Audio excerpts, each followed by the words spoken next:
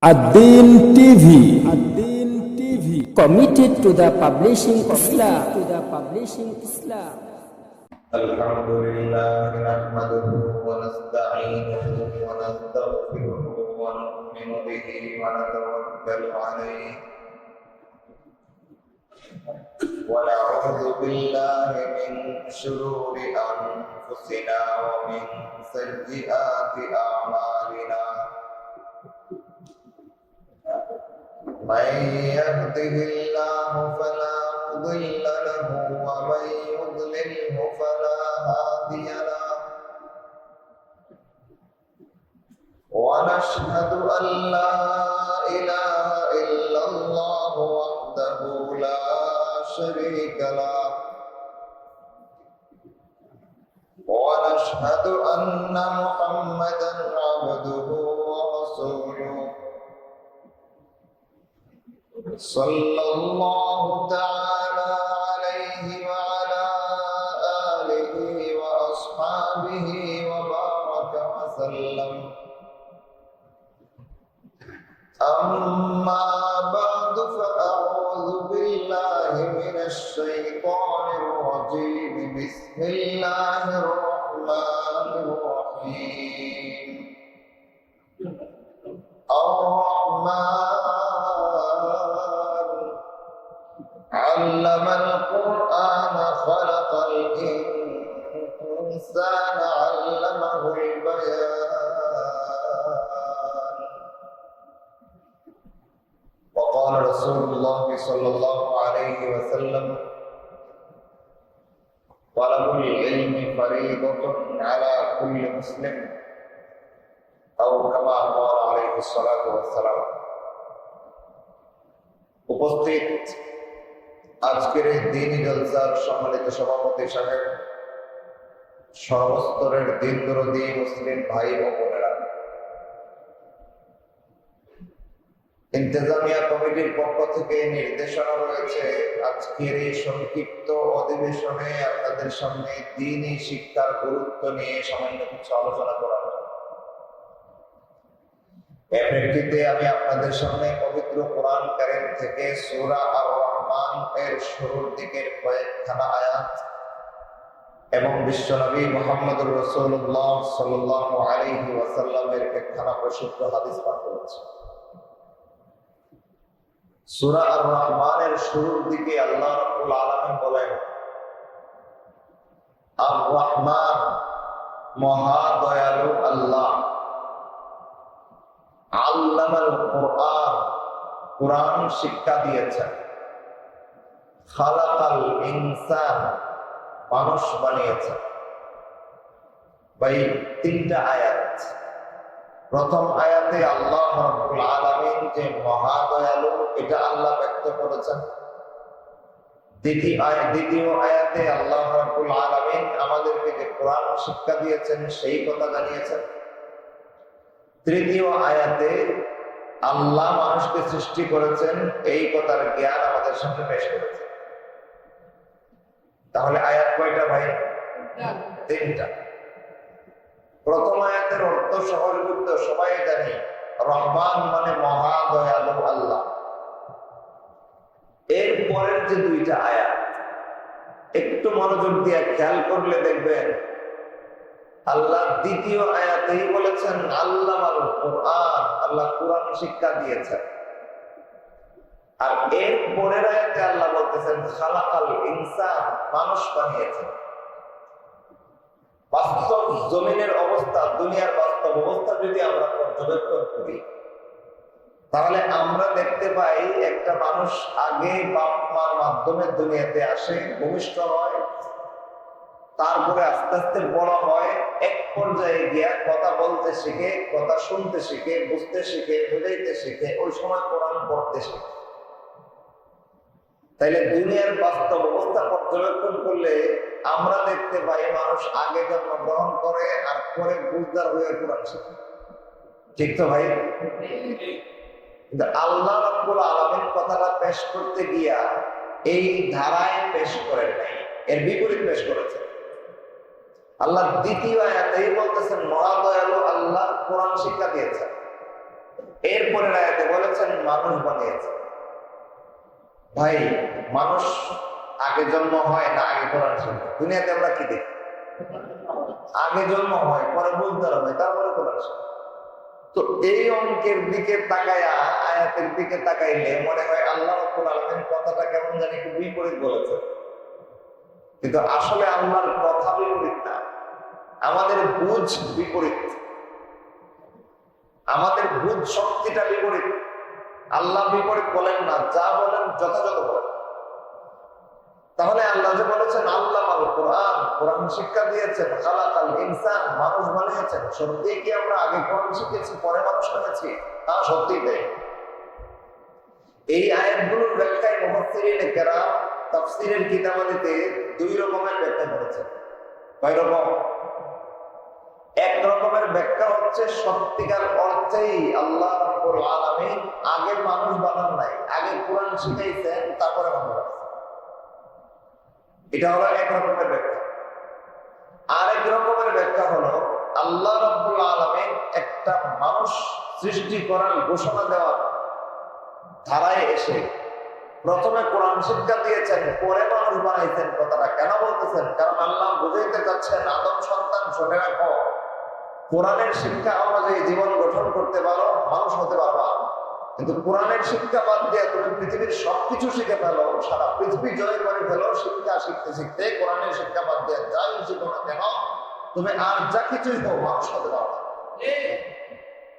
এই দুইটা ব্যাখ্যা আয়াতের মধ্যে মুফাসসিরিনে কেরাম পেশ করেছেন। দুটো ব্যাখ্যার বাস্তবতা আপনাদের কাছে পেশ করে আজকের আলোচনা শেষ করে দেবো ইনশাআল্লাহ। প্রথম ব্যাখ্যাটা আমরা মনোযোগ দিয়ে শুনি। কি ছিল সেটা? সত্যিকার অর্থেই আল্লাহ রাব্বুল আলামিন আগে কোরআন শিখাইছেন, পরে মানুষ বানাইছেন। অনেকের ভিতরে প্রশ্ন যাচ্ছে, সরি বাবা, এটা কেমন সম্ভব? হ্যাঁ, এটাই সম্ভব, এটাই বাস্তব। কিভাবে বাস্তব ব্যাখ্যা? সেটা বোঝার জন্য আমাদের একটু গভীরে যেতে হবে। একটা মানুষের দুনিয়ার জীবনের অস্তিত্বের পিছনে দুইটা জিনিস কার্যকর। কয়টা? দুইটা। একটা তার শরীর, বডি, আরেকটা তার রূহ, আত্মা। কয়টা জিনিসের সমন্বয়ে একটা পূর্ণাঙ্গ মানুষ হয় ভাই? দুইটা। যে মানব শরীরের ভিতরে আত্মা থাকে না, এটাকে মানুষ বলি না লাশ বলি? লাশ। যে আত্মার সাথে মানুষের শরীর থাকে না, ওইটাকে মানুষ বলি না আত্মা বলি? রূহ বলি বা আত্মা বলি? মানুষ বলি। তাইলে একটা মানুষকে মানুষ হিসেবে আখ্যা দেওয়ার জন্য দুইটা জিনিস লাগে, সমন্বয় লাগে। আত্মা লাগে, সাথে তার শরীর লাগে। শরীর আর আত্মার সমন্বয় হলে একজন ব্যক্তিকে আমরা মানুষ বলি। শুধু আত্মাকে মানুষ বলি না, আত্মা ছাড়া শরীরকেও, লাশ ছাড়া মানুষ বলি না। তাহলে এই যে মানুষ কথাটার সম্বোধনে দুইটা জিনিসের সমন্বয় আমরা দেখতে পাই, আত্মা আর শরীর। এই সমন্বয়টা ঘটে দুনিয়াতে। এর আগে আল্লাহ রাব্বুল আলামিন আত্মা সৃষ্টি করেছেন। পবিত্র কোরআনে আল্লাহ রাব্বুল আলামিন বিস্তারিত আলোচনা করেছেন একটা মানুষের অস্তিত্বের সম্পর্কে। প্রথম মানুষ আদম আলাইহিস সালাম, ওনাকেও সৃষ্টি করার আগে আল্লাহ রাব্বুল আলামিন সবগুলো মানুষের আত্মাকে একসাথে সৃষ্টি করেছেন। এই কথা কোরআনে আল্লাহ শিক্ষা দিয়েছেন। তাইলে আল্লাহ কি মানুষের শরীর আগে বানাইছেন না আত্মা আগে বানাইছেন? আত্মা আগে বানাইছেন। বানায়া সেরা সবগুলো আত্মাকে নিজের সামনে জড়ো করেছে। আত্মার জগতে, দুনিয়াতে না। দুনিয়াতে আত্মাকে একসাথে করার জায়গা না। দুনিয়াটা হলো দুইজন বাম্মার মাধ্যমে একটা শরীরের ভিতরে একটা আত্মা, আত্মার জগৎ থেকে পুষে দেওয়া হবে। সেই আত্মা আর শরীরের সমন্বয়ে মানুষ আত্মপ্রকাশ করবে মানুষ হিসেবে। এই জায়গাটা হচ্ছে দুনিয়া। কিন্তু এখানে আত্মা সৃষ্টি হয় নাই, আত্মা সৃষ্টি হয়েছে আত্মার জগতে। এবং মানুষের শরীর তৈরি হওয়ার বহু আগে আত্মা সৃষ্টি হয়েছে। এমনকি পৃথিবীর কোন মানুষ তো দূরের কথা, সমস্ত মানব কুলের আদি পিতা আদম আলাইহিস সালাম পর্যন্ত যখন শরীর নিয়ে সৃষ্টি হন নাই, তখন আত্মা সৃষ্টি হয়েছে আত্মা জগতে। এবং সৃষ্টি করার সময়, আত্মা বানানোর সময় আল্লাহ কোনো আত্মা আগে কোনো আত্মা পরে এভাবে বানান নাই, সবগুলো আত্মা একসঙ্গে বানিয়েছে। জমিনে পাঠানোর বেলায় আল্লাহ ধারা উপধারা অবলম্বন করেছেন, যে কারণে আদম আলাইহিস সালাম হাজার হাজার বছর আগে আসছিলেন। আর কিয়ামতের আগে দাজ্জালও আসবে, মাঝখানে আমরাও আসছি, এক একজনের মাঝখানে হাজার বছরের কথা। আদম আলাইহিস সালাম হাজার হাজার বছর আগে পৃথিবীতে আসছিলেন, চলে গেছে। আজকের পৃথিবীতে আমরা আছি। যখন দাজ্জাল পৃথিবীতে ফিতনা ছড়িয়ে বেড়াবে তখন হয়তো আমাদের অনেকেই থাকবো না। তো শরীরগুলো আমরা একটার পরে একটা, যুগের পর যুগ ধরে ধারা উপধারায় পাচ্ছি। আত্মা কিন্তু এইভাবে সৃষ্টি হয় না। এবার মূল কথায় যাক, তাইলে মানুষের বডি সৃষ্টি হয়েছে আগে না আত্মা? কোথায় সৃষ্টি হয়েছে? আল্লাহর কাছে, আত্মার জগৎ। আল্লাহ সবগুলো আত্মাকে সৃষ্টি করার পরে সামনে জমা করেছে, জোর করে একটা সবক পড়াইছে। এই সবকের কথা আল্লাহ কোরআনে নাজিল করে আমাদেরকে জানাই দিয়েছে। কি ছিল সবকটা? আল্লাহ রাব্বুল আলামিন সবগুলো মানব আত্মাকে তৈরি করার পরে নিজের সামনে জোর করে জিজ্ঞেস করেছিলেন, আলাস্তু বিরাব্বিকুম, আমি কি তোমাদের জীবনের সবকিছুর মালিক নই? আমি কি তোমাদের রব নই? তখন সেই দিন 3 ধাপে সারা দুনিয়ার সবগুলো মানুষের আত্মা জবাব দিয়েছে, বলা, হ্যাঁ আল্লাহ, আপনি আমাদের রব, আপনি আমাদের জীবনের সবকিছুর মালিক। 3 ধাপে জবাব দিয়েছে, এক ধাপে আগে। প্রথম ধাপে যে সমস্ত আত্মা জবাব দিয়েছে তারা নবী রাসূলগণের আত্মা। দ্বিতীয় ধাপে যে সমস্ত মানব আত্মা আল্লাহর কাছে জবাব দিয়েছে আত্মার জগতে, তারা সাধারণ মুমিন মুসলমানগণের আত্মা। তৃতীয় ধাপে আরেক দল বেঈমান কাফের, যারা জমিনে আসলে আল্লাহর অস্তিত্বটাই অস্বীকার করবে অথবা আল্লাহর দেওয়া বিশুদ্ধ দ্বীন অস্বীকার করে বেঈমান হয়ে যাবে। এরাও ওই দিন আল্লাহর সামনে দাঁড়াইয়া আল্লাহকে স্বীকার না করে থাকতে পারে নাই। ঠিক হলেও 3 নম্বর পর্যায়ে এসে স্বীকার করতে হইতে, বলা, আল্লাহ, আপনি আমাদের রব, আপনি আমাদের জীবনের সবকিছু মালিক। বেঈমানরাও স্বীকার করছে না, করে নাই? কোন সময়? ওই আত্মার জগতে স্বীকার করার পরে ওখানকার সবকের কাজ শেষ। এরপরে আল্লাহ রাব্বুল আলামিন যার যখন সময় হয় তাকে 2 জন বাপ মার ওসিলা করে দুনিয়াতে পাঠায়। আমরা তাকে মানুষ হিসেবে চোখের সামনে ছোট বাচ্চা থেকে বড় মানুষ হিসেবে দেখতে পাই। তাইলে একটা মানুষ অস্তিত্বে আসার পিছনে প্রথম ধাপ ছিল আত্মার জগৎ, দ্বিতীয় ধাপ হলো দুনিয়ার জগৎ, আরেকটা ধাপ আছে। এটা কোনটা? যেভাবে আত্মার জগতে আত্মা একা ছিল, সাথে কোনো শরীর ছিল না, ঠিক সেইভাবে দুনিয়া থেকে বিদায় হওয়ার সময় শরীরটা কবরে পচে যাবে, অন্যভাবে ধ্বংস হয়ে যাবে, আত্মাটা আবার আল্লাহর তত্ত্বাবধানে চলে যাবে। এটা শেষ। একটা মানুষের অস্তিত্বের শেষ অবস্থা হচ্ছে এটা। তাইলে সর্বসাকুল্যে একজন মানুষের অস্তিত্বের পিছনে আমরা 3টা ধাপ দেখতে পাই। কয়টা? প্রথম ধাপে আত্মা সৃষ্টি হয়েছে, সবক পড়েছে আল্লাহর কাছে। দ্বিতীয় ধাপে শরীর সহ আত্মা কিছুদিনের জন্য পেয়েছে, জমিনে বাস করছে, আল্লাহর ইবাদতের দায়িত্ব নিয়ে আসছে। তৃতীয় ধাপে এই শরীর থেকে আত্মাটা বিদায় নিয়ে আবার আল্লাহর তত্ত্বাবধানে চলে গেছে, শরীরটা বিনষ্ট হয়ে বা পচে গেছে, শেষ। একজন মানুষের অস্তিত্বের পিছনে তাহলে কয়টা ধাপ? আত্মার জগৎ, দুনিয়ার জগৎ, আখিরাতের জগৎ। এই 3টা ধাপের মধ্যে প্রথম ধাপেই আল্লাহ রাব্বুল আলামিন দুনিয়াতে মানুষ হিসেবে পাঠানোর আগেই আত্মার জগতে সবক পড়ায়া দিয়েছেন, আমি তোমাদের জীবনের সবকিছু মালিক, আমি তোমাদের রব। এই কথাটা এখানে থাকো। এবার আসেন আগের কথায় যায়। আল্লাহ কি বলেছিলেন? মহাদয়ালু আল্লাহ কোরআন শিক্ষা দিয়েছেন, মানুষ বানিয়েছেন। এই কথার 2টা ব্যাখ্যা বলেছিলাম। প্রথম ব্যাখ্যা ছিল সত্যিকার অর্থেই আল্লাহ আগে কোরআন শিখাইছেন, পরে মানুষ বানিয়েছেন। কিভাবে? এবার আসেন সমন্বয় করি। আল্লাহ যে আমাদের রব, এই কথার শিক্ষাটুকু কোরআনে নাই, আছে না নাই?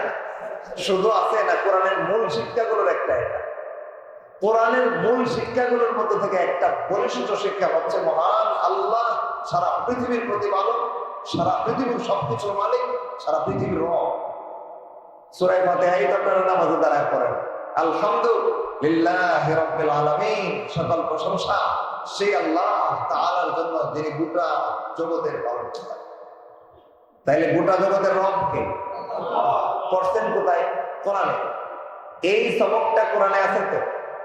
কোরআনের এইটুকু সবক দুনিয়াতে মানুষ বানানোর আগে, আত্মা বানানোর সাথে সাথে আল্লাহ আগে পড়ায় আর তারপরে দুনিয়াতে পাঠাইছে।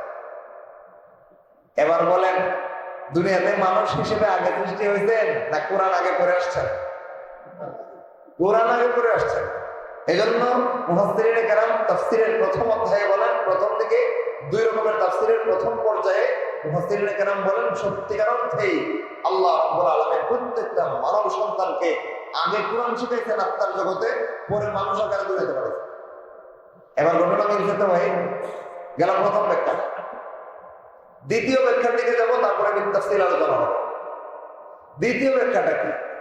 সেটা হচ্ছে আল্লাহ কোরআন শিক্ষা দিয়েছেন, মানুষ বানিয়েছেন।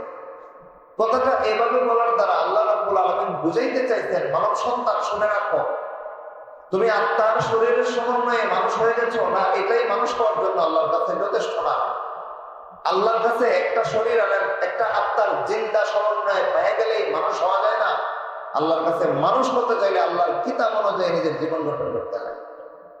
এইটা বুঝাইতে গিয়া আল্লাহ আগে আল্লামাল কোরআন বলেছেন, সাবধান সতর্ক করেছেন যে দেখো মানব জাতি, তোমাদেরকে কোরআনের শিক্ষায় একটা পড়াইয়া দিয়া জমিনে আনছি, এখানে এসে আল্লাহর সাথে নাফরমানি করতে পারবে না।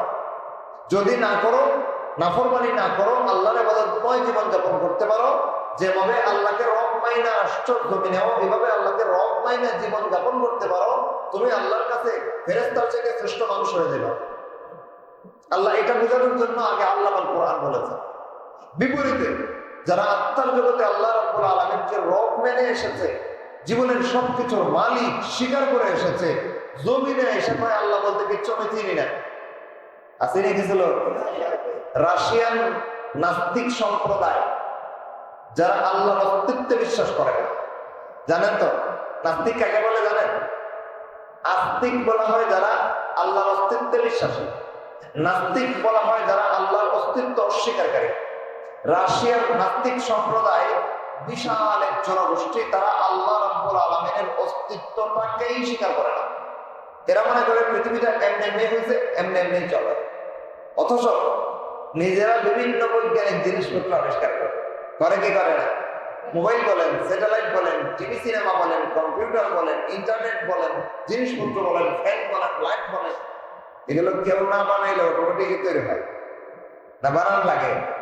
তুচ্ছ একটা লাইট বানানোর জন্য বিশাল একটা কারখানা লাগে, ওইখানে লাইট বানানোর যন্ত্রপাতি লাগে, ইঞ্জিনিয়ার লাগে, তাদের ব্যবস্থাপনা লাগে, মেশিন স্টার্ট করতে হয়, একজনে মেশিন চালাইতে হয়, 10 জনে পর্যবেক্ষণ করতে হয়, নাহলে একটা লাইট তৈরি হয়ে মেশিন দিয়ে বাইরে না।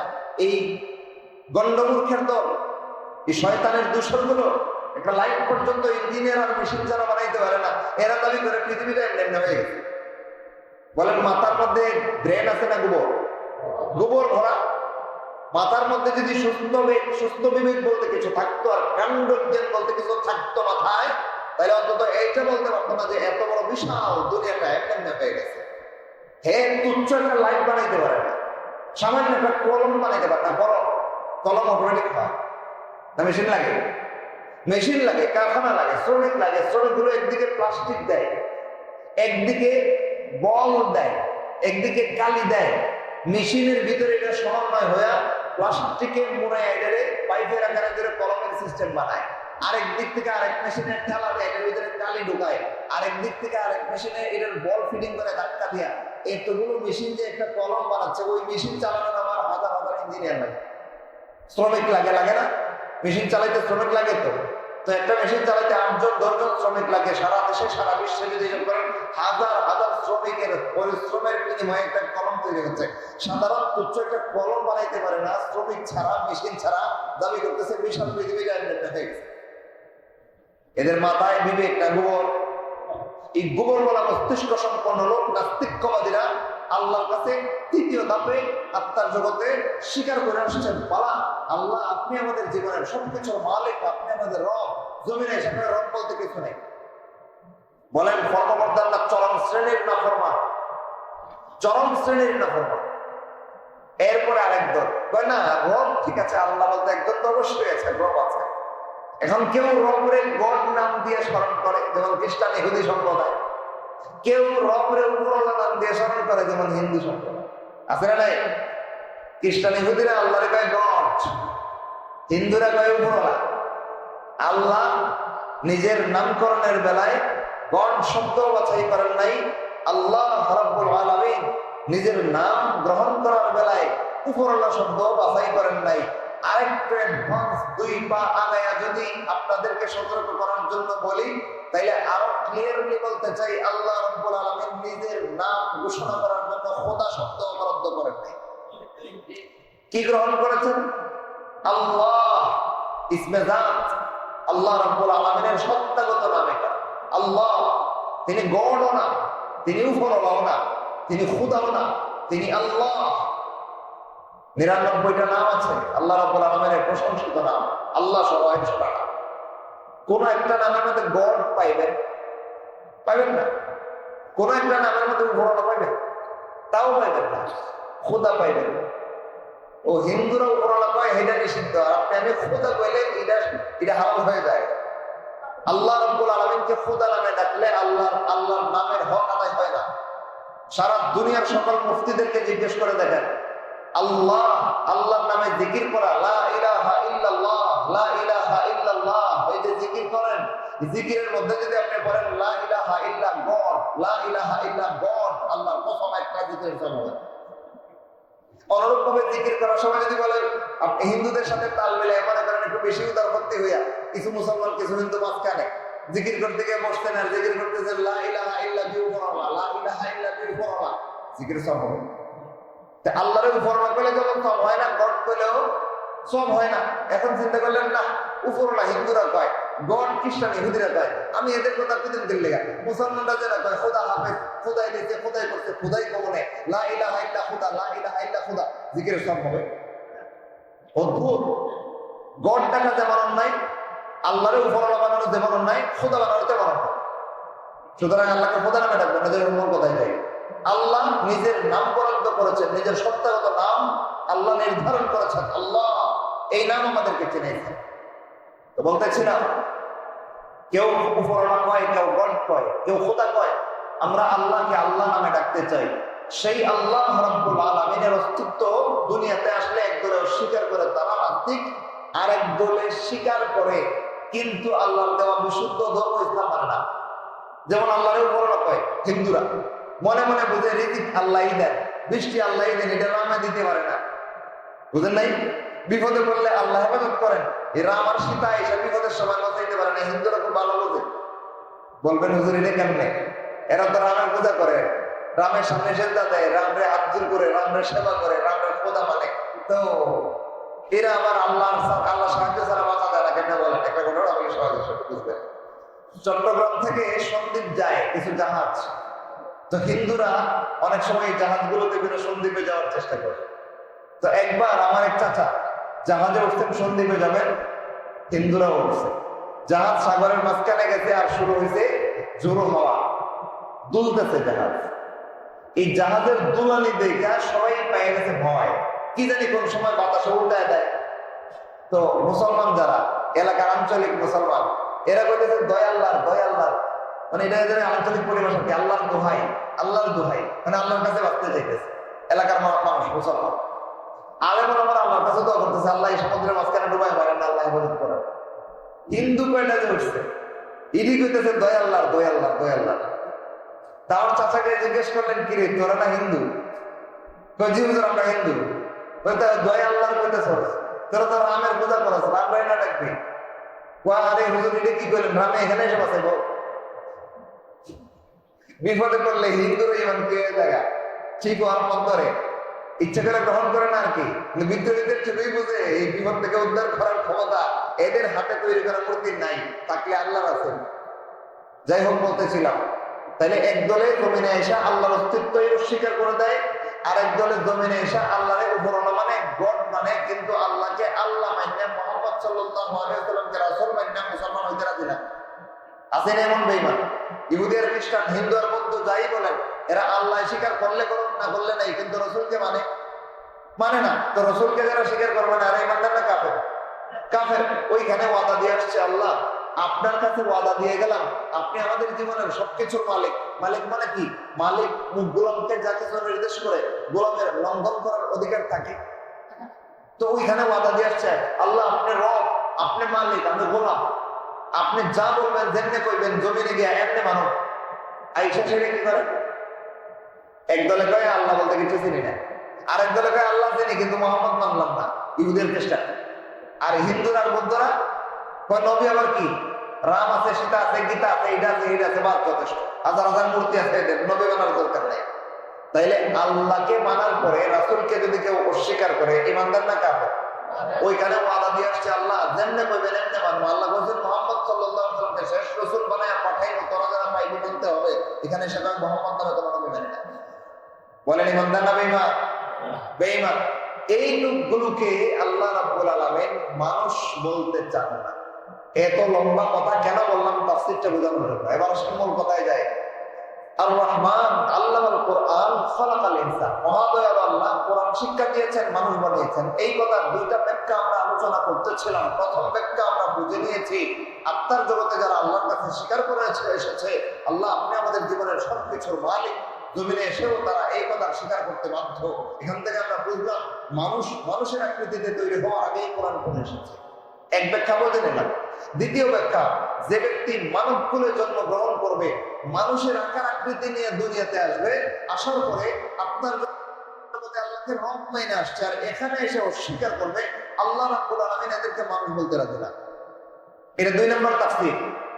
দ্বিতীয় তাফসীরে মুফাসসিরিনে কেরাম বলেন, জমিনে এসে যারা আত্মার জগতের শিক্ষা দেওয়া অথবা পথ নিজেকে আল্লাহর গোলাম সাব্যস্ত করতে পারে, প্রমাণ করতে পারে ইবাদত বন্দেগীর মাধ্যমে আর আল্লাহর নিষিদ্ধ বস্তু ছাড়ার মাধ্যমে, তারা আল্লাহর কাছে শ্রেষ্ঠ মানুষ এবং ফেরেশতাদের চেয়ে তারা শ্রেষ্ঠ। কিন্তু জমিনে আইসা যদি কেউ আল্লাহর ফরমাবরদারি ঠিক মতো করতে পারে না, আল্লাহকে আল্লাহর মতো মানতে পারে না, আল্লাহর ইবাদত বন্দেগী ঠিক মতো করে না, আল্লাহ যা নিষেধ করছেন তা ছাড়তে পারে না, আল্লাহ রাব্বুল আলামিন এদেরকে মানুষ বলতে চান নাই। এই কথাটা বোঝানোর জন্য কোরআন শিক্ষা দেওয়ার কথা আগে বলেছেন, মানুষ বানানোর কথা পরে বলেছেন। কোরআন আগে শিখো, কোরআন মতো জীবন গঠন করো, তুমি আল্লাহর কাছে শ্রেষ্ঠ মানুষ হয়ে যাবা। কোরআন শিখতা না, কোরআন বুঝতা না, কোরআনের ধার ধারতা না, আল্লাহর কালাম বুঝার চেষ্টা করতা না, আল্লাহর কালাম থেকে বিমুখ জীবন যাপন করবা, তুমি আল্লাহর কাছে মানুষ হতে পারবা। তো কি হবে তারা? এটার বিবরণ আপনি আমি দেওয়া লাগবে না, আল্লাহ নিজে দিয়েছেন। এক জায়গায় আল্লাহ বলেন উলাইকা কাল আনআম, যারা আত্মার জগতে আল্লাহকে রব মাইনা আসছে আর জমিনে আইসা আল্লাহর নাফরমানি করে, আল্লাহর ফরমাবরদারি করে না, আল্লাহর ইবাদত করে না, আল্লাহ নিষিদ্ধ করা বিষয়াদিতে নিজে অভ্যস্ত হয়ে যায়, এগুলো কি কেমন মানে ধরে রাখে, জমিনে আইসা আল্লাহর বন্দেগী করে না। আল্লাহ রাব্বুল আলামিন বলেন এই সমস্ত বেঈমান কাফেররা তো আমার কাছে মানুষ না, এরা চতুষ্পদ জন্তুর মতো। বোঝা গেল কোরআনের শিক্ষা যারা শিখে না আর আমল করে না, আল্লাহর পাঠানো দ্বীন ইসলাম রাসূল সাল্লাল্লাহু আলাইহি ওয়াসাল্লামের নির্দেশনা মতো যারা গ্রহণ করে না আর পালন করে না, এদেরকে আল্লাহ মানুষ বলতে চাইছেন। কি বলছেন ভাই? চতুষ্পদ জন্তুর মতো। বাল হুম আওয়াল, চতুষ্পদ জন্তু চাইতে আরো নিকৃষ্ট। তাইলে পরিষ্কার বোঝা গেল কোরআন যারা শিখে, কোরআন যারা ধারণ করে, আল্লাহর বানানো দ্বীন ইসলাম রাসূল সাল্লাল্লাহু আলাইহি ওয়াসাল্লামের মাধ্যমে যারা শিখে বুঝে ধারণ করে, আল্লাহর কাছে একমাত্র তারাই সত্যিকারের মানুষ হতে পারে। কিন্তু যারা জমিনে আসার পরে কোরআনের দ্বার ধারে না, হাদিসের দ্বার ধারে না, আল্লাহর কথার তোয়াক্কা করে না, রাসূলের কথা অবলম্বন করে না, বরং কোরআন আর হাদিস থেকে বিমুখ হয়ে বেঈমান কাফিরের মতো জীবনযাপন করে, অথবা আল্লাহ আর আল্লাহর রাসূলকে অস্বীকার করে বেঈমান কাফির হয়ে যায়, আল্লাহ রাব্বুল আলামিন এদেরকে মানুষের কাতারে বলতে চান নাই। এক জায়গায় বলেছেন এরা চতুষ্পদ জন্তুর মতো, বরং এর চেয়ে নিকৃষ্ট। আরেক জায়গায় বলেছেন আরেকটা তুচ্ছ প্রাণীর সাথে উদাহরণ দিয়েছেন। আল্লাহ বলেন ফামাসালুহু কামাসালিল কালব, আরে জমিনে এসে যারা আল্লাহর রুবুবিয়তের সবক ভুলে গেছে, আত্মার জগতে বাধ্য হয়ে হোক আর যে কোনো ভাবে হোক স্বীকার করছিল আল্লাহ আপনার রব, আপনি আমাদের রব, আল্লাহ আপনি আমাদের মালিক, জমিনে এসে আল্লাহর ইবাদতের দ্বার ধারে না, আল্লাহর দ্বীনের তোয়াক্কা করে না, আল্লাহর দ্বীনের বিরুদ্ধাচরণ করে বেঈমান কাফের হয়, অথবা আল্লাহর দ্বীন গ্রহণ করা না করার কারণে কাফের হয়। আল্লাহ বলেন এর উদাহরণ তো আমার কাছে মানুষের মতো না, এর উদাহরণ আমার কাছে কুত্তার মতো। কার মতো ভাই? কুকুরের মতো। কুকুর খুব একটা প্রশংসনীয় প্রাণী, আমরা খুব প্রশংসার সাথে তার নাম নেই। যদি প্রশংসিত প্রাণী হতো তাইলে একজন আরেকজনের উপরে খেইবা, ওর নাম ধরে বকা দিত না, ঠিক নেই ভাই? কেউ কার উপরে যখন খেপে যায়, রাগ করে, তখন কিন্তু বলে না যে তুই ভাই একটা সিংহের বাচ্চা, বলে কি কয়? কুকুরের বাচ্চা কয়। তার মানে এটা তুচ্ছ একটা প্রাণী, যে প্রাণীর নাম ধরে মানুষ গালিগালাজ করে, ওই প্রাণীর নাম ধরে আল্লাহ রাব্বুল আলামিন মানব সন্তানকে আখ্যায়িত করেছেন যে আত্মার জগতে আল্লাহকে রব মানছে, জমিনে এসে অস্বীকার করছে। তাইলে বোঝা গেল কোরআন শিক্ষা গ্রহণ করা, কোরআনের শিক্ষা নিজের জীবনে ধারণ করা, আল্লাহ আল্লাহ নবীর নির্দেশনা মানা, হাদিসের শিক্ষা গ্রহণ করা, হাদিসের শিক্ষা নিজের জীবনে বাস্তবায়ন করা, আল্লাহর কাছে মানুষ হওয়ার এই একটা মাত্র পথ। যারা এই পথ থেকে বিচ্যুত হবে, অর্থাৎ কোরআন শিখবে না, রাসূলের হাদিস শিখবে না, ইসলামের ধার ধারবে না, বেঈমানি করবে, কুফরি করবে, শিরিক করবে, আল্লাহর জমিনে যত বড় কিছু হয়ে যাক না কেন, সারা পৃথিবীর মানুষ তাকে বড় বড় খেতাব দেখ না কেন, আল্লাহর কাছে সে মানুষ হওয়ার যোগ্যতা রাখে না। এই জিনিসটা হচ্ছে সূরা আর রহমানের প্রথম দিকের 3টা আয়াতের দ্বিতীয় তাফসীর। আল্লাহ রাব্বুল আলামিন আল্লামাল কোরআন আগে বলেছেন, খালাকাল ইনসান পরে বলেছেন, বুঝাইতে চাইছেন তোমাদেরকে মানুষের আকৃতিতে বানাইলেই তোমরা মানুষ হতে পারো না। কোরআন শিখো, কোরআনময় জীবন যাপন করতে পারো, আল্লাহর কাছে শ্রেষ্ঠ মানুষ হতে পারো। কোরআন শিখো না, কোরআনময় জীবন যাপন করতে পারো না, তোমরা কুত্তার চাইতে নিকৃষ্ট, চতুষ্পদ জন্তুর চাইতে নিকৃষ্ট হবা, যত বড় কিছু হয়ে যাবে না কেন আল্লাহর কাছে কোনো মানুষ হতে পারবে না। এটা সূরা আর রহমানের 2 নাম্বার ব্যাখ্যা, শুরুর দিকে 3 আয়াতের 2 নাম্বার ব্যাখ্যা। এখন আলোচনা শেষ, এবার সামারা, ফলাফল। এতক্ষণ সূরা আর রহমানের প্রথম 2-3 আয়াত থেকে আমরা যা শিখলাম, যা বুঝলাম, ফলাফলটা আপনাদের কাছ থেকে আমি শুনতে চাই। আপনারা সবাই সুচারভাবে আমাকে একটু বলেন, যারা আল্লাহর জমিনে থাকে, আল্লাহর নিয়ামত খায়, আল্লাহর দেওয়া হায়াত উপভোগ কইরা বাঁচে, এরা যদি জমিনে থেকে আল্লাহর ইবাদত বন্দেগীর বিরুদ্ধে বেঈমান কাফের হয়ে যায়, বলেন আল্লাহর কাছে এরা মানুষ না চতুষ্পদ জন্তু চাইতে আরো খারাপ? তাহলে মানুষ কারা হবে? যারা আল্লাহর জমিনে থাকবে, আল্লাহর ইবাদত করবে আল্লাহর কথা মতো, আল্লাহর ইবাদত করবে রাসূলের নির্দেশনা মতো, এরা আল্লাহর কাছে ফেরেশতাদের চাইতে শ্রেষ্ঠ মানুষ। আপনারা কার মতো হতে চান? আল্লাহর কাছে চতুষ্পদ জন্তুর চাইতে নিকৃষ্ট হতে চান, নাকি আল্লাহর কাছে ফেরেশতার চাইতে শ্রেষ্ঠ মানুষ হতে চান? সবাই একমত? সবাই যারা একমত আছেন হাত জায়গায়, বারাকাল্লাহু ফিকুম, আল্লাহ সাক্ষী থাকেন। এবার তাহলে সবক নিয়ে যান। আল্লাহর কাছে যে মানুষ হওয়ার উদ্যমে ওয়াদা দিলেন যে আজকে থেকে আল্লাহর কাছে শ্রেষ্ঠ মানুষ হতে চাই, নিকৃষ্ট জীবজন্তুর মতো হতে চাই না, এই যদি ওয়াদা হয়ে থাকে, তাইলে করণীয় কিছু আছে না নাই? কি করণীয়? কোরআন শেখা লাগবে না, হাদিস বোঝা লাগবে না, নিজে পড়াও লাগবে না, জানার দরকার নাই। সমাজের মানুষ যেমনি চলে আমি এমনি চলে যাবো। আল্লাহর কাছে মানুষ হতে পারবে? আল্লাহর কাছে মানুষ হওয়ার মানদণ্ডই হচ্ছে কোরআন শেখা, সে অনুযায়ী জীবন গ্রহণ করা। আল্লাহর কাছে শ্রেষ্ঠ মানুষ হওয়ার মানদণ্ডই হচ্ছে রাসূলের হাদিস শেখা, নিজের জীবনে আমল করা। যদি করতে পারেন শ্রেষ্ঠ মানুষ, যদি না করতে পারেন তাহলে আপনি চান আর না চান আপনি চতুষ্পদ জন্তুর চাইতে নিকৃষ্ট হয়ে যেতে পারেন। এবার আমরা যদি শ্রেষ্ঠ মানুষ হিসেবে আল্লাহর কাছে হাসরের মাঠে দাঁড়াইতে চাই, আমাদের অনিবার্য কর্মসূচি হচ্ছে 2টা, আল্লাহর কোরআন, রাসূলের সুন্নাত শিখা, নিজের জীবনে আমল করা। পারবেন তো ইনশাআল্লাহ? এই ক্ষেত্রে এসে 2টা দায়িত্ব দিয়ে দেয়। একটা দায়িত্ব আপনাদের যাদের বয়স হয়ে গিয়েছে, চাইলেও মাদ্রাসায় ভর্তি হয়ে কোরআন আর হাদিসের ইলম অর্জন করে নিজের জীবনে বাস্তবায়ন করতে পারবেন না, আপনাদের জন্য একটা নির্দেশনা দিয়ে যায়। আর আরেকটা নির্দেশনা দিয়ে যায় আপনাদের ছেলে মেয়েদের জন্য, যাদেরকে চাইলেই মাদ্রাসায় ভর্তি করে দিন শেখানো সম্ভব। এই 2টা নির্দেশনা না নিয়ে চলে যাবেন, তাহলে আলোচনা কিন্তু অসম্পূর্ণ থাকবে।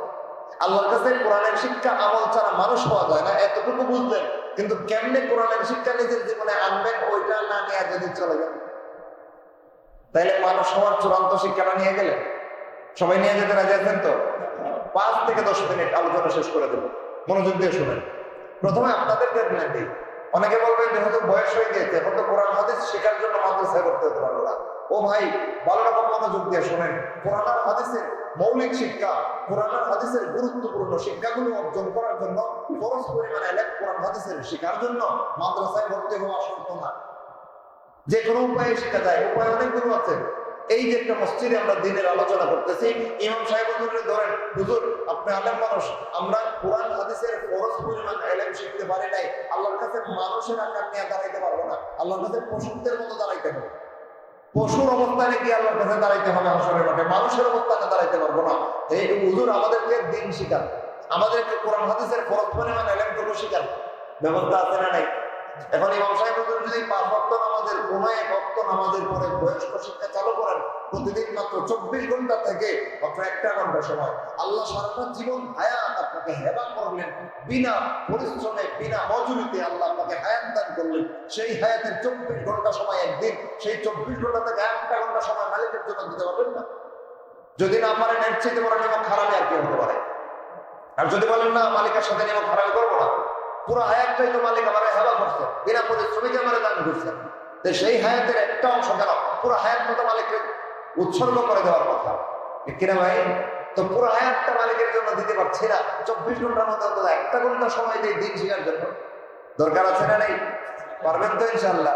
তাহলে বয়স্ক যারা আছেন আপনাদের দায়িত্ব হচ্ছে দ্বীনের ফরজ পরিমাণ ইলম আপনাদের শেখা হয় নাই, ভালো রকম শুনে রাখেন। রাসূল সাল্লাল্লাহু আলাইহি ওয়াসাল্লাম বলেছেন, তালাবুল ইলমি ফারিদাতুন আলা কুল্লি মুসলিম, দ্বীনের ফরজ পরিমাণ ইলম অর্জন করা প্রত্যেকটা মুসলমানের জন্য ফরজ আইন। ফরজ পরিমাণ বলতে কি বোঝাচ্ছি এটাও ক্লিয়ার হয়ে যাওয়া দরকার। হানাফি ফুকাহায়ে কেরামদের ব্যাখ্যা মতে অন্তত 7টা বিষয়ের ইলম শেখা ফরজ আইন। কয়টা? 7টা, হাতে গুনে নেবেন। আর নিজেকে অঙ্ক কষবেন, নিজের ব্যাপারে হিসাব নিকাশ করবেন যে আমি এই 7টা বিষয়ের ইলম শিখতে পারলাম কিনা, হাতে গোনেন। প্রথম নম্বর গুরুত্বপূর্ণ বিষয়, যার ইলম শিখা প্রত্যেকটা মুসলমান নারী পুরুষ সবার জন্য ফরজ, এটা হচ্ছে বিশুদ্ধ ঈমান আকীদা সম্পর্কে ইলম অর্জন করা। বিশুদ্ধ ঈমান আকীদা সম্পর্কে ইলম অর্জন করা প্রত্যেকটা মুসলমানের জন্য ফরজ আইন। ঈমান কেমনে আসে, ঈমান কেমনে যায়, ঈমান কেমনে নষ্ট হয়, ঈমান কেমনে পূর্ণ হয়, ঈমান কেমনে ক্ষতিগ্রস্ত হয়, যদি কোরআন হাদিস থেকে না শিখেন তাহলে ঈমান গেলে টের পাবেন, ক্ষতিগ্রস্ত হলে বুঝবেন। পূর্ণ হয় কেমনে না জানলে ঈমান পূর্ণ করে করতে পারবেন। তাইলে এইটুকু শিক্ষা ফরজে আইন, এটা যদি না শিক্ষা মরেন যত নেক আমল কইরা যান না কেন, ফরজে আইন একটা ইলম শিক্ষার একটা অংশ আপনার মধ্যে না থাকার কারণে হাসর মাঠে আসামি হয়ে যাবে। সুতরাং ঈমান আকীদা বিশুদ্ধ করা ফরজে আইন, যত বিষয়ের ইলম শেখা ফরজে আইন। রাসূল এই হাদিসে নির্দেশনা করেছেন, এর মধ্যে প্রথম গুরুত্বপূর্ণ বিষয় হলো ঈমান আকীদা সম্পর্কে ইলম অর্জন করা। শিখতে রাজি আছেন তো ইনশাআল্লাহ? বলবেন ঈমান আকীদা তো আছে, লা ইলাহা ইল্লাল্লাহ মুহাম্মাদুর রাসূলুল্লাহ পড়ছে আমি ঈমানদার। ও ভাই ঈমানদার যে বলতেন আপনাকে আমি জিজ্ঞেস করি ঈমান আসে কেমনে? বলতে পারবেন? কয়জনে পারবেন? দুই চারজন না হয় বলে দিলেন হুজুর এই 2 সাক্ষী দিলেই ঈমান আসে, লা ইলাহা ইল্লাল্লাহ মুহাম্মাদুর রাসূলুল্লাহ, বাস এইটুকু সাক্ষী অন্তর থেকে বিশ্বাস করা, মুখে স্বীকার করা, সারা জীবনের আমলে প্রমাণ দেওয়া, এর মধ্যে ঈমান চলে আসে। ভালো কথা, মুখে স্বীকার করলে ঈমান আসছে, অন্তরে বিশ্বাস করলে ঈমান আসছে। এবার যায় কেমনে যদি জিজ্ঞেস করি কয়জনে বলতে পারবেন? হ্যাঁ, নামাজ কেমনে ভাঙে বলতে পারবেন, কিন্তু যদি জিজ্ঞেস করি নামাজ কেমনে ভাঙে সহজে বলতে পারবেন। নামাজের মধ্যে হু হু করে হেসে উঠলে নামাজ ভেঙে যায়, ভাই ছেড়ে দিলে ভেঙে যায়। কে না বলতে পারে? বাচ্চারা বলতে পারবে। কিন্তু যদি বলি ঈমান কেমনে ভাঙে, ওই নামাজের চাইতে জরুরি বিষয় এটা। ঈমান ঠিক নামাজ তো বলি, ঈমান নষ্ট নামাজ বাতিল। তাইলে আমলের চাইতে ঈমান বেশি গুরুত্বপূর্ণ। ওইটা আসে কেমনে আর যায় কেমনে সেটাও অধিকাংশ মুসলমানের শেখা হয় না। এটা ফরজ ছিল, ফরজে আইন। ওইটুকু ফরজে আইন পরিমাণ ইলম কোরআন হাদিস থেকে শেখা না থাকার কারণে, জানা না থাকার কারণে আমাদের সমাজের অধিকাংশ মুসলমান নিজেকে মুসলমান হিসেবে তৃপ্তির ঢেকুর তোলে, অজ্ঞাতে শিরক আর কুফর করে মারা যায়। হাসরের মাঠে গিয়ে দেখছে তাই জাহান্নামে হয়ে বসে আছে, নিজেরও খবর নাই। এই ফিতনা থেকে, হাসরের মাঠের এই দুঃসংবাদ থেকে, চিরস্থায়ী জাহান্নামের গজব থেকে বাঁচতে চাইলে ঈমানের ইলম অর্জন করা ছাড়া ঈমান ধৈর্যও রাখতে পারবেন না, পূর্ণও করতে পারবেন না। সুতরাং ঈমানের ইলম শিখা ফরজে আইন গেল একটা। বাকি 6টা হলো আমলের, 6টা আমলের ফরজ, ওয়াজিব, সুন্নতে মুআক্কাদা, হারাম, নাজায়েজ, মাকরুহ তাহরিমি। এই 6টা আমলগত বিষয়ের যত ইলম আছে সেগুলো কোরআন হাদিস থেকে আপনাকে শিখতে হবে। ফরজ বিধান সম্পর্কে কোরআন হাদিসে যা বলা আছে আপনাকে জ্ঞান অর্জন করতে হবে, না তো ফরজকে ফরজ হিসেবে না চিনলে আপনি পালন করতে পারবেন না। যেমন কোরআন মাজিদ তেলাওয়াত করা নফল, কিন্তু তেলাওয়াত বিশুদ্ধ করা ফরজ। অনেকে জানেই না এটা। জীবন ভর প্রতিপাঠের মতো কোরআন তেলাওয়াত করে সারা জীবন কাটায় দিয়ে মরবার সময় হয়ে গেছে এমন বার্ধক্যজনিত লোকেরাও আছে না নাই? বয়সের বাইরে নুয়ে পড়তে পড়তে বিছানায় শয্যাশায়ী হয়ে গেছে, কিন্তু আল্লাহর কালামটা 90 বছর হায়াতের ভিতরে বিশুদ্ধভাবে তেলাওয়াত করার সৌভাগ্য হয় নাই। এমন মুসলমান 1-2 জন, বহু বহু। কেন? কারণ কোরআন বিশুদ্ধভাবে তেলাওয়াত করা ফরজে আইন। এইটুকু ফরজের কথা কোরআন হাদিস থেকে তার জানা শোনা। যদি জানতো যে আমার রবের কালাম বিশুদ্ধভাবে পড়া ফরজে আইন, ভুল করে পড়া হারাম, যদি এইটুকু জানতো 90 বছর হায়াত যেত না, কারণ 20 বছরের ভিতরে কোরআন বিশুদ্ধ করার কথা। কিন্তু আমাদের সমাজের এমন লাখ লাখ কোটি কোটি মুসলমান রয়েছে যারা এই ফরজ পরিমাণ ইলম অর্জন করবে দূরের কথা, আল্লাহর কালাম বিশুদ্ধভাবে পড়াতে ফরজ কিনেও জানে আছে না নাই? সুতরাং ফরজ বিধান সম্পর্কে যদি আপনার জ্ঞান না থাকে, এটা ফরজ কি ফরজ না বুঝবেন কেন? এই জন্য ইসলামের যত ফরজ বিধান আছে এগুলোর ইলম শেখাও ফরজ। ইসলামের যত ওয়াজিব বিধান আছে ওইগুলোর ইলম শেখা ফরজ। ইসলামের যত সুন্নতে মুআক্কাদা বিধান রয়েছে ওই বিধানগুলোর ইলম শেখা ফরজ। ইসলামের যত হারাম বিধান আছে সেই হারাম বিধানগুলোর ইলম শেখা ফরজ। ইসলামের যত নাজায়েজ বিধান আছে সেই নাজায়েজ বিধানগুলোর ইলম শেখা ফরজ। ইসলামের যত মাকরুহে তাহরিমি রয়েছে সবগুলো মাকরুহে তাহরিমি সম্পর্কে ইলম শেখা ফরজ। তাহলে আমলের কয়টা গেল? 6টা। ফরজ, ওয়াজিব, সুন্নত মুআক্কাদা, হারাম, নাজায়েজ, মাকরুহে তাহরিমি। এই 6টা হলো আমলের বিষয়। এগুলো ইলম শেখা কোরআন হাদিস থেকে ফরজে আইন। আর একটা ছিল কোনটা? ঈমান আকীদার ইলম অর্জন করা। সর্বমোট কয়টা হলো ভাই? এই 7টা বিষয়ের ইলম না শিক্ষা যদি কবরে গেছেন আল্লাহর কাছে ইলম না শিকার অপরাধে ধরা খেয়ে যাবে। আমগো বাঙালি তোমার চালাক কেমন গেলে অনেকে মনে মনে অঙ্ক করে বসে থাকে, কয় আল্লাহ যখন ধরবো যে অমুক আমল করছিস না কেন লিগা, পরিষ্কার করে নাম আল্লাহ যখন জানতাম না লিগে করছিলাম, তো জানি না আমার কি দোষ। অনেকে মনে করে কি করে না, কয়ে জানি না যারা আমল করছে না হেরা না দোষী, আমি তো জানতাম হয় না, তা আমার কি দোষ? ডাবল অপরাধের অপরাধ। জানলো না কেন এটার জন্য জব দিতে হবে। আল্লাহ পরিষ্কার পাকড়াও করবেন, রাসূল রে দিয়া ঘোষণা করাইছে, এটা জানা ফরজ ছিল তো, ফরজ পরিমাণ ইলম শিখা, ফরজ ঘোষণা করাইছে রাসূলকে দিয়া। কেন জানোস নাই, না মানছে কেন ওইটাই এক অপরাধ, জানলো না কেন এটা আরেক অপরাধ। সুতরাং যারা জান্না অপরাধ করে এরা করে এক অপরাধ, যারা না জান্না অপরাধ করে এরা একসাথে করে 2 অপরাধ। একটা তো অপরাধের শাস্তি, আর একটা এটা যে অপরাধ ইসলামে এটাকে হারাম করা হয়েছে বা ফরজ করা হয়েছে, জানলো না কেন এটা আরেক অপরাধ। সুতরাং সাবধান, ইলম শিক্ষা থেকে বিমুখ থাকার কোনো সুযোগ ইসলামে নাই। এবং ইসলাম এমন এক জীবন বিধান যেটা ইকরা শব্দ দিয়ে সৃষ্টি হয়েছে। পৃথিবীতে আর কোনো ধর্ম আল্লাহ রাব্বুল আলামিন পড়া শব্দ দিয়া পাঠান নাই। একমাত্র ইসলাম এমন এক ধর্ম যে ধর্মকে আল্লাহ পৃথিবীতে পাঠানোর কালে সর্বপ্রথম শব্দটাই ইকরা নাযিল করেছেন। ইসলামের জন্ম হয়েছে ইকরা শব্দ দিয়া। ইকরা মানে পড়া ছাড়া ইসলাম হয় অসম্ভব। কেউ কোনো সময় কল্পনাও করবেন না যে আমি কোরআনের কিছুই পড়বো না, হাদিসের কিছুই শিখবো না, আমি একজন মুসলমান হয়ে ওই গতানুগতিক নামাজ রোজা নিয়ে মরে যাবো, জান্নাতে চলে যাবো। এত সোজা না জান্নাত। জান্নাত পাইতে হলে আপনাকে কোরআন আর হাদিস পড়তে হবে, কোরআন আর হাদিস বোঝার চেষ্টা করতে হবে। নিজে পড়তে পারেন না, নিজে বুঝতে পারেন না, বিজ্ঞ আলেমদের শরণাপন্ন হতে হবে, হইয়া তাদেরকে উস্তাদ দিলে তাদের কাছ থেকে ফরজ পরিমাণ ইলম কোরআন আর হাদিস থেকে শিখতে হবে। না শিক্ষা মরছেন, কেন শিখলেন না ওইটার এক জবাব, আর না শিক্ষা যত অন্যায় করবেন এটার আরেক জবাব। অপরাধ কয়টা হলো? 2টা। সুতরাং ইলম শিকার ফরজ আদায় করতে কে কে রাজি আছেন?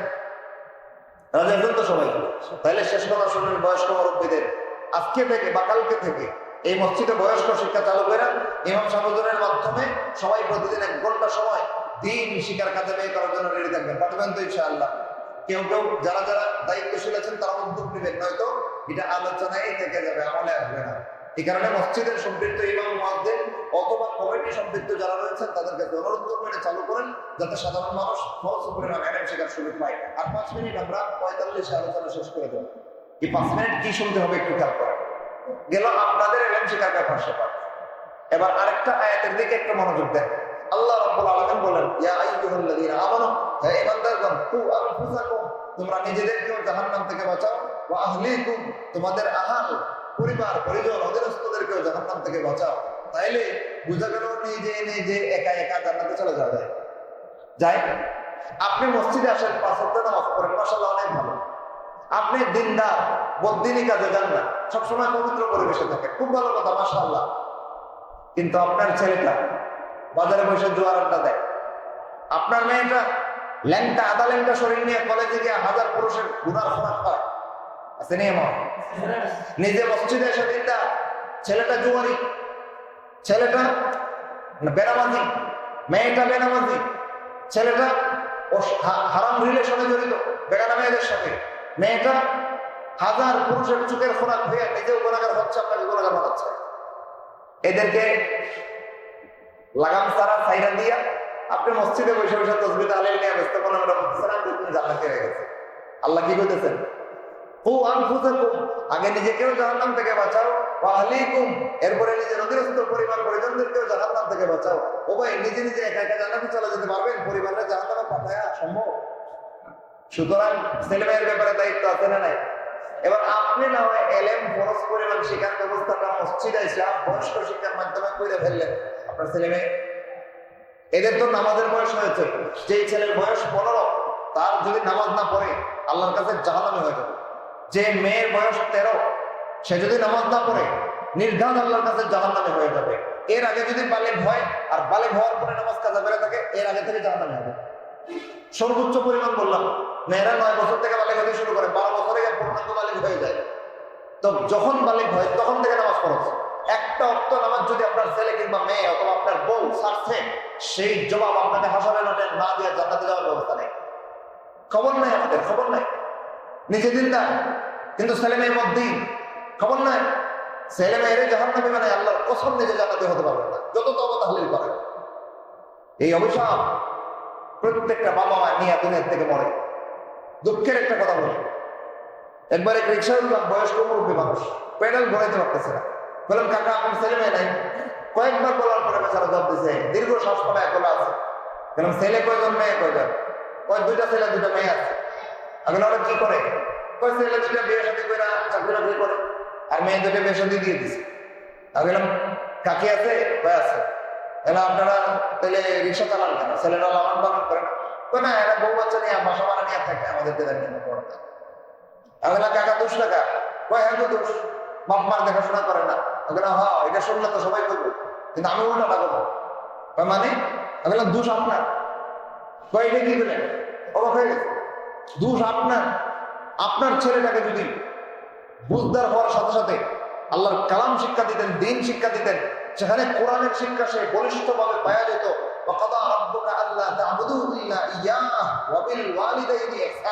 তোমার রব ফয়সালা করেছেন যদি ইবাদত করা একমাত্র তোমার আল্লাহর করবা, আর পিতামাতার সাথে সদাচরণ করবা। আছে না কোরআনে? আরো আছে, ওয়ালা তাকুল্লাহুমা উফিন, সাবধান, পিতামাতাকে উফ শব্দটা পর্যন্ত বলতে পারবে না, তারা কষ্ট পায়। এই শিক্ষা কোন কলেজের গাইড বইয়ে, কোন স্কুলের সিলেবাসে, কোন ভার্সিটির পাঠ্যসূচিতে, কোথায়? কোরআনে।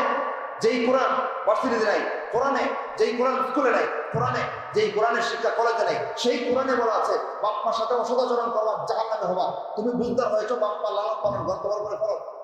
কোথায় বলা আছে ভাই? কোরআনে। এইটুকু শিক্ষা কোরআন থেকে আপনার ছেলেকে যদি না দিতেন, সেই ছেলে বড় হয়ে আপনার সাথে নাফরমানি করবে, যার সমুদয় অপরাধের প্রথম পাপটা। এখন মুরব্বী তো ব্যাংকে লেগে গেছে, এই কাজটা কিন্তু আপনারাও করতেছেন। হ্যাঁ, মাদ্রাসায় পড়ালে কয় টাকা বেতন পাইবে? বাপ মারা তো লালন পালন করতে হইব, বউ বাচ্চা দেখতে হইব, তাহলে টাকা পয়সার দরকার আছে। আপনি খালি টাকা পয়সাটাই দেখছেন, টাকা পয়সা অর্জন করতে গিয়ে যে অমানুষ হয়ে যাচ্ছে, আল্লাহর কাছে জানার হচ্ছে, আপনার খবর আছে? কোরআনের শিক্ষা ছাড়া যদি প্রত্যেকটা মানুষ আল্লাহর কাছে জানার চাইতে খারাপ হয়, নিজের ছেলেটাকে আর মেয়েটাকে মাদ্রাসায় ভর্তি করে অথবা দিনী প্রতিষ্ঠানে দিয়ে দিন শিখানোর আগে যে স্কুল আর কলেজের ভার্সিটিতে বাড়াই দিচ্ছেন, আপনি নিজে বলেন ছেলে আর মেয়েটাকে আপনি কোন কাঠামো নিয়ে আল্লাহর কাছে দাঁড়ানোর ব্যবস্থা করতেছেন? মানুষের মতো করে আল্লাহর কাছে পাঠাচ্ছেন না পশু মানে আল্লাহর কাছে পাঠাচ্ছেন? দায়িত্ব আছে না নাই? উদাস সম্পর্কে টাকা পয়সার দোহাই দিয়া, 2টা আইন কামের দোহাই দিয়া ছেলে মেয়েকে স্কুলে কলেজে ভার্সিটিতে পাঠায়া দিন বানানো হচ্ছে। দিন সম্পর্কে ন্যূনতম বেসিকলি জ্ঞান ধারণা পর্যন্ত আজকাল মুসলমান যুবক ছেলে মেয়েদের নাই।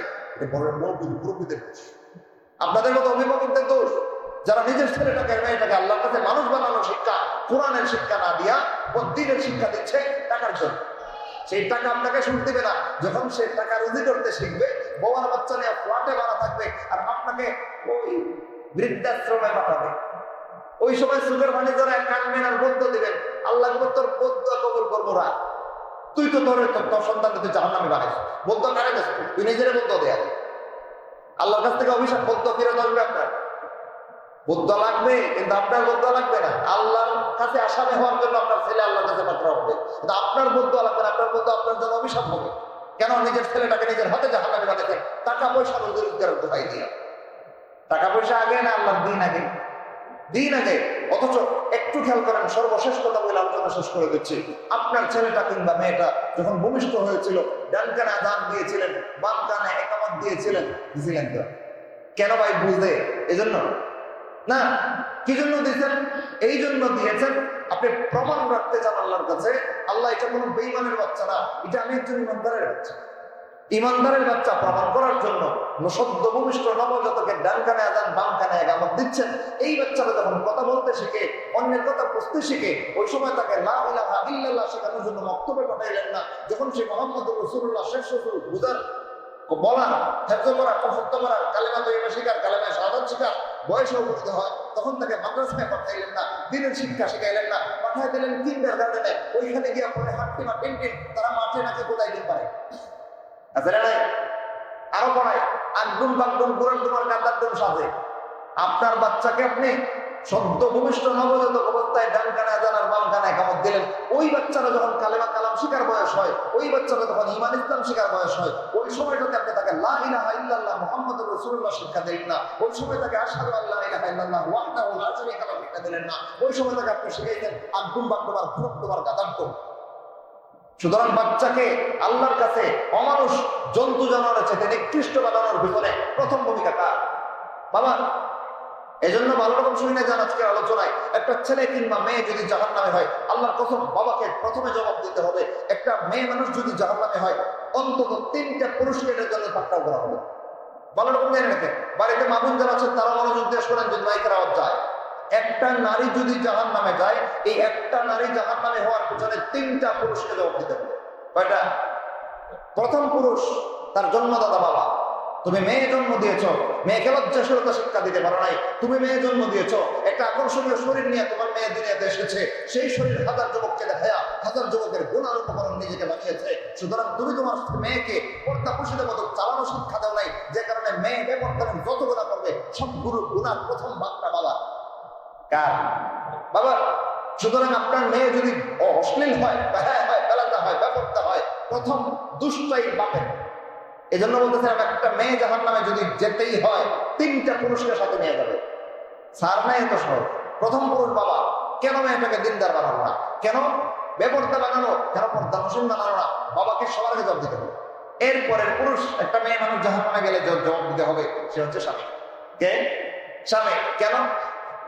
সুন্দরী বৌদিকে বিয়ে করছে, বন্ধু 4জনের দাওয়াত দিয়ে বাসায় নিয়ে আসছে, আইসা তাই কোথায় আছো, নাস্তা নিয়ে আসো, আমার বন্ধু 4জন আসছে। আবার পান করে গেছে, কানে কানে কয়েক সাজতে পারে এসো, তুমি যে একটু সুন্দর আছো, বন্ধুরা তো দেখলে আমার একটা ব্যবসা আছে না, এর বউ সুন্দর, এটা দেখলে বন্ধুরা দেখলে এটা এর ব্যবসা। বউরের সাজায় নিয়ে আসছে, হ্যাঁ নাস্তা নিয়ে আসছে, 4 বন্ধু মিলা এক বন্ধুর বউরের ডেপ করে দেখতে। এক বন্ধু মনে হয় চিন্তা করছে, মেয়ে তো অনেক দেখছে, ওর মতো সুন্দর তো দেখি না, এটার পড়াইতে ভাবি আপনার নাম্বারটা দিয়ে তো নিয়ে গেছে নাম্বার। হাই হ্যালো ভাবি, কেমন আছে? 1 মাস যাইতে না যাইতেই ভাবির সাথে রং ভালোই যাচ্ছে। 3 মাসের মাথায় বিয়ে করা বন্ধু বিদেশ চলে গেছে, আর ওই আরেক বন্ধু বাসায় এসে যে সুন্দরী ভাবি দেখাইছিল বিদেশি বন্ধু, ওই পটায় নিয়ে আর ভাগাল। হয় কি হয় না? তো এই ঘটনার জনককে স্বামী নামের কোলাঙ্গারটা নিজের বউরে ফ্রি ফ্রি বন্ধুদেরকে এটা দেখাইতে দেখাই এদের অন্তরে লোক ঢুকাইছে, ঢুকানোর পরে একটা সংসার ভাঙা আর একটা ফেতনা হওয়া, 1000টা গুনার একটা কারণ জন্ম দিয়েছে। তাইলে এই স্বামীটা জান্নাতে না জাহান্নামে? নিজের বউকে বেপরদা বানায়া স্বামী কি হয়েছে? জাহান্নামে হয়েছে। এখন বলতেছিলাম, একটা মেয়ে জাহান্নামে গেলে 3টা পুরুষকে জাহান্নামে নিয়ে যাবে। সার নাই, হয়তো বাবা জাহান্নামে যাবে, বাবা নিজ দায়িত্ব ঠিক মতো পালন করছিল, কিন্তু স্বামীর ঘরে এসে স্বামীর অশ্লীল চলাফেরা, বেহায়া চলাফেরার কারণে, স্বামীর ঘরে পর্দা না থাকার কারণে সে পর্দা মতো চলতে পারে নাই, স্বামী তাকে জাহান্নামী বানাইছে। সুতরাং স্বামী নিজেও জাহান্নামে গেল। 2 জন। 3য় জন হয়তো বাপ নাই, বড় ভাইয়ের তত্ত্বাবধানে অবৈধ হইতে হয়েছে, বড় ভাই দিন শিখে নাই, অথবা স্বামী ছিল মারা গেছে, আছে সন্তান মাকে দেখাশোনা না করে নিজের দায়িত্ব নিজে বুঝে নিয়েছে, মাকে রাস্তাঘাটে ছেড়ে দিয়েছে, আর মা কাউকে অবলম্বন না পায়া বেপরদা চলাফেরা করে হয়তো ভিক্ষা মানছে, নয়তো মানুষের বাড়িতে কাজ করতে গিয়ে চরিত্র হারায়। হয় এমন? ওই মা ছেলের দ্বারা লালিত পালিত না হয়ে যত বাড়িতে কাজ করতে গিয়ে নিজের লজ্জা হারাইতে হয়েছে, এই সবগুলোর দায় ছেলে। প্রাপ্তবয়স্ক ছেলে মার সব রকমের চাহিদা পূরণ করার দায়িত্ব আছে না নাই? বরং পোষণ, লালন পালন যা আছে সব, সেইগুলো না করে তার মতো কোম্পানিতে চাকরি করার বউ নিয়ে বাসায় প্লেটে থাকে, আর মাকে চাইলে দিতে না, তুমি খাইলে খাও, না থাকলে উপর থেকে মারা যাও, বেচারি করবো কি? মানুষের বাসায় কাজ করে, আর কিছু বড় লোক আছে শয়তান, এরা কাজের লোকদের উপরে থাকে বদদৃষ্টি, ওই কাজের মহিলাকে নষ্ট করছে। এবার এই গুনার দায় কার? ছেলে। এজন্যই বলতেছিলাম, একটা মহিলা যদি জাহান্নামে যায়, 3টা ছেলে, 3টা মানুষকে নিয়ে যাবে, 3টা পুরুষকে নিয়ে যাবে। প্রথম পুরুষ বাপ, দ্বিতীয় পুরুষ স্বামী, তৃতীয় পুরুষ সন্তান বা বড় ভাই। এই যে অবস্থাগুলো আমরা পেশ করলাম, এই অবস্থাগুলো থেকে নিষ্কৃতি নাজাতের ব্যবস্থা কি? আল্লাহর কাছে জান্নাতি হওয়ার পথ কি, মানুষ হওয়ার পথ কি? কোরআনের শিক্ষা শেখা, কোরআনের শিক্ষা ছেলে মেয়েদেরকে শিক্ষা দেওয়া।